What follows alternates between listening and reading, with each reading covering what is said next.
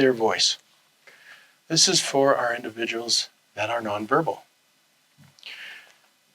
Communication happens whether it's verbal or nonverbal. We have some examples of sign language in here. We have an absolutely amazing speech department here that will teach you sign language if you want to learn. It's one way that they try to help our individuals communicate.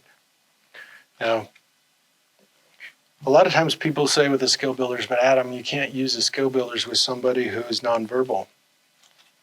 And the first thing that I'm going to tell them is, how do you know they don't understand? I consider every one of you to be very intellectual and smart people. You're here. I cannot tell you how much you will remember from what I say today. I cannot tell you how much you understand or how much you'll go back and apply or won't apply in your lives. I have no right to tell you that. So why are we telling somebody else that they can't understand this just because they can't verbalize it back? Now remember when I did the square breathing and I took that deep breath. If I do something like that with somebody who's nonverbal, you'll see they mirror a response. Now, if you work in an area that has nonverbal individuals, they're in wheelchairs or something like this. Let's say you have a situation where it's been a rough day.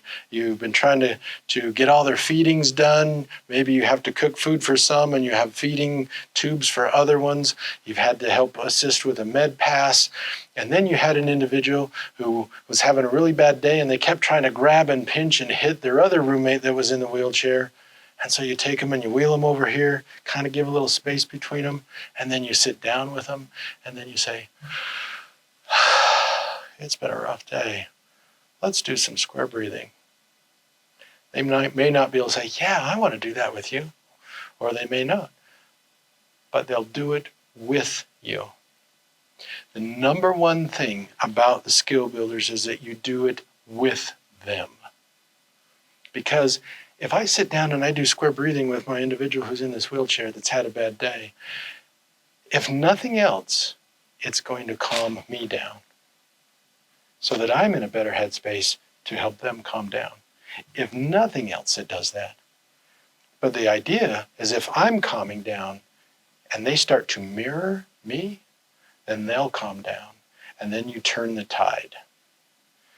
Other things that happen in nonverbal areas, snack times are transition times, moving apartments from workshop or something that way, or during snack times or feeding times when they get riled up a little bit. Doing and sitting down and doing the grounding techniques with them works really well, and the breathing things or talking to them.